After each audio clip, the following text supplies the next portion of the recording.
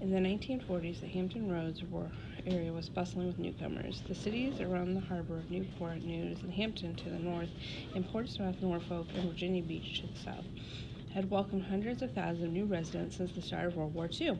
Between 1940 and 1942, the region's population had increased by more than 50%. The area had emerged as a powerful military capital, and most of the jobs there were now related to the war. Much of the work belonged to women. The sight of women wearing coveralls and working at filling stations, a job that used to be just for men, no longer turned heads. Women now did all kinds of jobs, shined shoes, worked in the shipyard, and staffed offices. With men off to fight on the front lines, women power picked up the slack.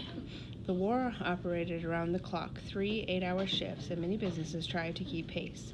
Some stores stayed open long hours.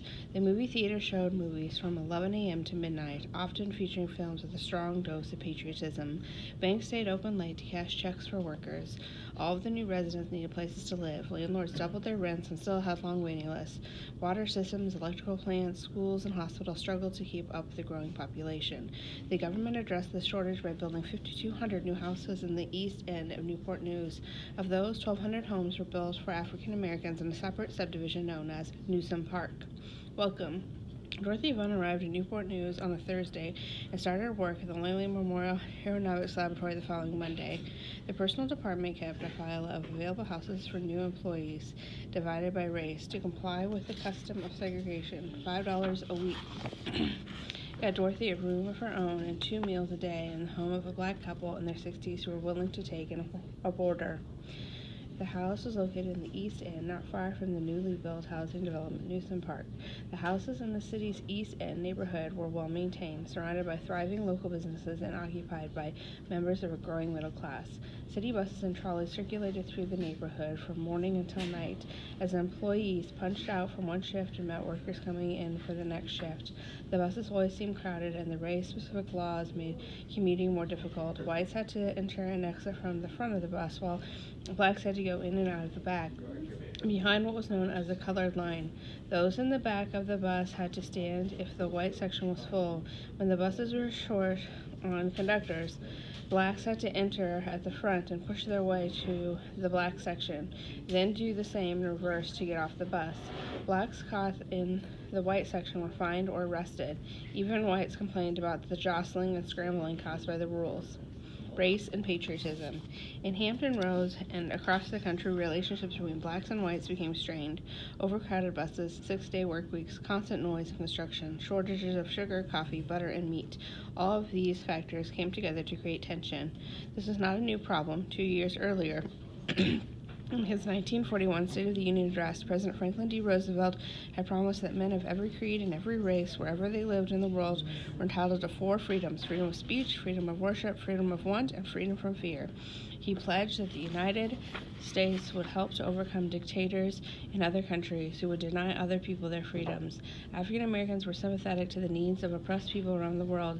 They shared in the horror when they learned about the acts of Germans against their Jewish citizens, limiting the jobs they could have, imprisoning them, denying them citizenship, treating them with violence, segregating them into ghettos, working them to death in slave camps, and having them killed. How could black Americans learn about the way the Jews were treated without comparing some of the experiences to some of their own struggles against slavery, unfair treatment, and violence at home?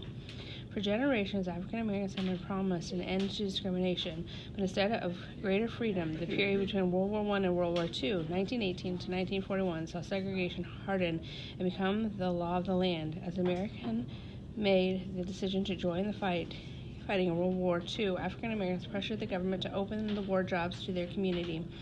Leaders like A. Philip Randolph, who had helped make the Fair Employment Practices laws a reality, asked the country to show its patriotism by treating all of its citizens fairly.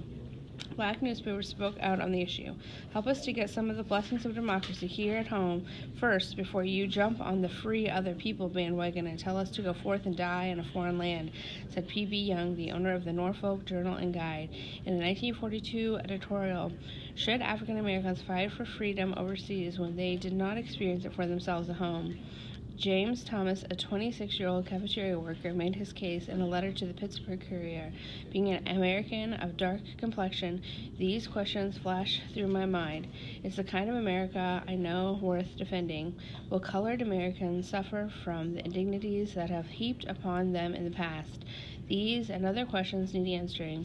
I want to know, and I believe every colored American who is thinking wants to know, what are we fighting for? This was the question asked by many African Americans in private and in public. African Americans were loyal to their country. They had a deep and abiding belief in the possibility of democracy. When Pearl Harbor was attacked and the United States joined the fighting in World War II, the African American community closed ranks as they had done in previous times of war. They geared up to fight for their country's future and their own. From this divide between feeling black and feeling American came the idea of the double victory. James Thompson expressed the idea of his letter to Pittsburgh Courier. The colored Americans adopt the double VV, double victory. The first V for victory over our enemies from without, the second V for victory over our enemies within.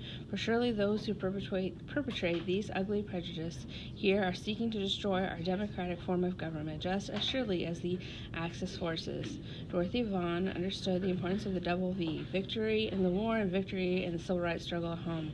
By accepting her post as a mathematician, she believed she was working toward both goals. On December 1st, 1943, the leaders of the United States, Great Britain, and Russia concluded a conference during which they planned a summer invasion of France. It was an invasion that would become a turning point in the war and that eventually became known as D-Day. On the same day, Dorothy Vaughan stepped behind the colored line on the bus and headed to her first day of work at the Langley Memorial Aeronautical Laboratory.